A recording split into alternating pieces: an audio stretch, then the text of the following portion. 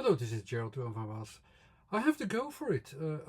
I have to found a new inspiration. The plants, the flowers. How do they inspire us? If we simply focus upon how the letters are expressing also something, the combination of letters, the words themselves. How do they express something, and how do they inspire? How do they attract us to the things that are expressed in them?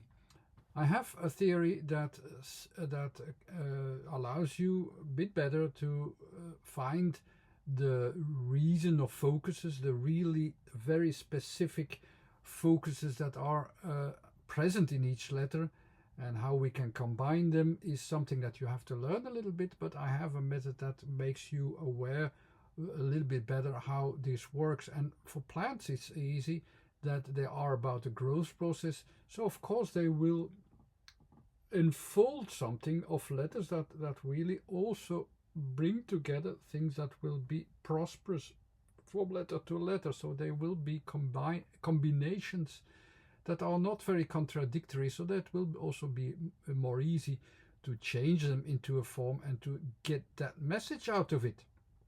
Now go to the next flower, Zinnia. I have no clue about such names.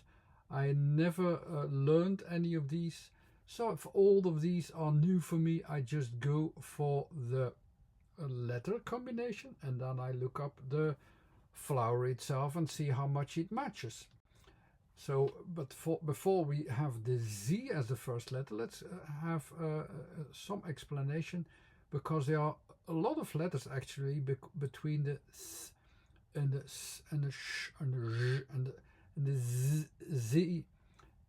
An all variation of sounds actually that are of course within the same range. It is about the reflections of within the feedback range of higher vibrations, let's say. So they are of course expressing words that are somewhat at the border. So that means also they cannot be about have another place in my system than also there at the edges, and that's where the Z is, that's where the S is, and of course you have sounds in between, but the S is then this whole range as far as we can go beyond the direct vision. There is there are the vibrations of the S. If we go inwardly and say, okay, no, it's more about this space, we have a sh, is of course focusing much more about, okay, what's the range of where I have my material going on there, so not more than the outer effect. The sh is already going more inwardly, as you can see. It's also more freely. And the Z, which we are going to use now, is that point where we really see, okay, now we are sure it's really going inwardly. As soon as we notice that effect of the all these sounds, and for the moment you have there's body in there, and these vibrations don't remain outwardly but are going to be felt again, like zzz, you're going to feel them again. They're going to be not vibrating outwardly but going to vibrate inwardly, and that's what the Z is doing. It's going to have that feedback process inwardly, and that's the position of the sound in my system. It is about where is that direction. That direction is going inwardly, so all the directions of where things lead you to with the Z, they lead inwardly. Then you have the letter E from the last category of focuses, where you need a couple of more focuses.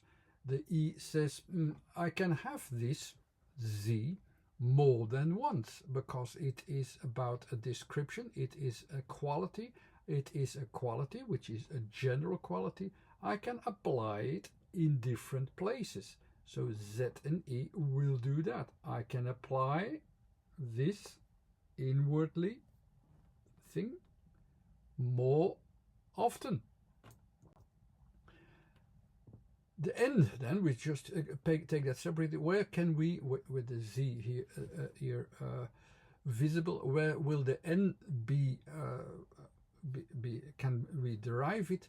It can be derived from the different focuses that we can see, and see, okay, in this right part or the left part, things could go into a different direction. I have some place or material or anything that can be on the right side, on the left side.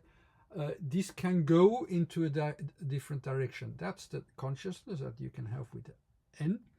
And this focuses upon all the individual starting points that you can have, that you can use for that something can go into its own direction, into its own nature of going somewhere or changing into something else, or going to be used for something different, having a different orientation. So these two parts are like the N, like the M is mostly about where all things together go. The N, which is more individual, it will take out the individual direction. So that's the N.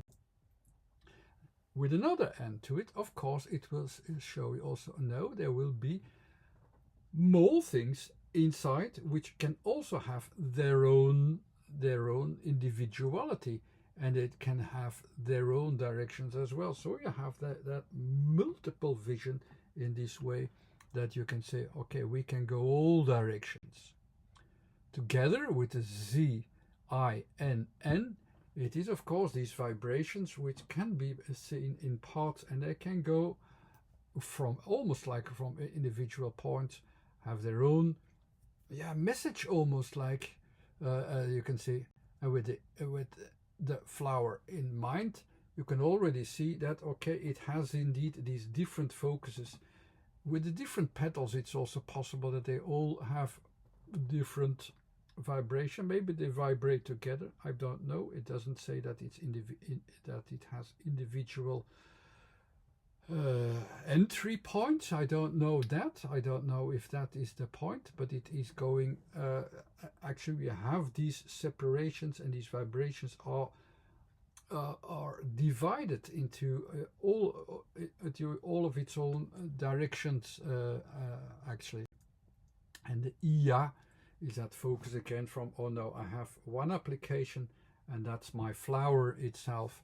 So it is, the N is then not about these individual entries.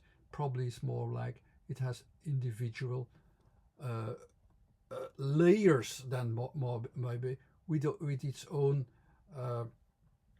direction, individual direction. It's not all pointing into the same direction, or it is in layers. It is, you can see it indeed in layers like this then. But the vibrations, of course, with the Z will bring it all inwardly. Now, what could this mean, except for the form, which is almost obvious? You have these vibrations which brings all your attention from all individual sides all to the flower itself. And it's one of the flowers of the daisy family.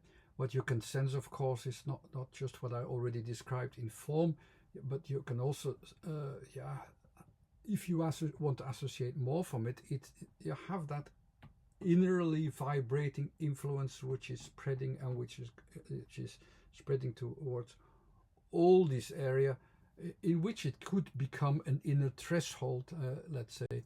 And if you look it up, how it has been described as a flower, and just look via Google, then you see here it embodies the delicate and vibrant beauty that blooms in various parts of the world. There's also a Hebrew word, by the way, which means worthy or to be praised. It's that inner vibration again, which basically is actually like it's a flower. It has these vibrations. It attracts from all directions.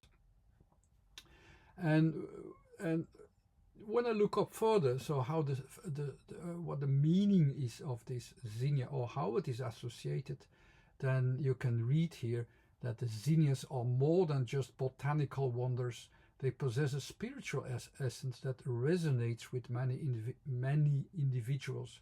Across different belief systems, zinnias are often associated with qualities like endurance, perseverance, inner strength, and the ability to thrive in these different environments and bloom abundantly even in adverse conditions symbolizes the resilience and triumph of the human spirit over challenges.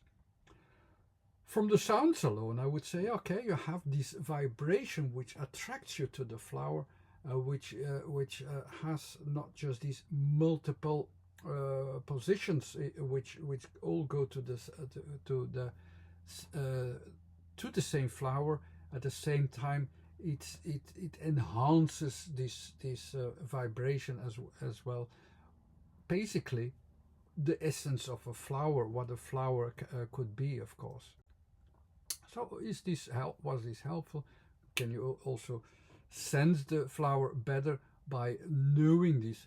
By the Z is almost like of course it attracts these bees with the Z. Of course, the Z, I have described it also in my book of how these vibrations are interconnecting actually innerly, and the bees do that as well. They make almost like calculations. How do we sense how do we sense innerly as what do we see outwardly, and it's an intercommunication.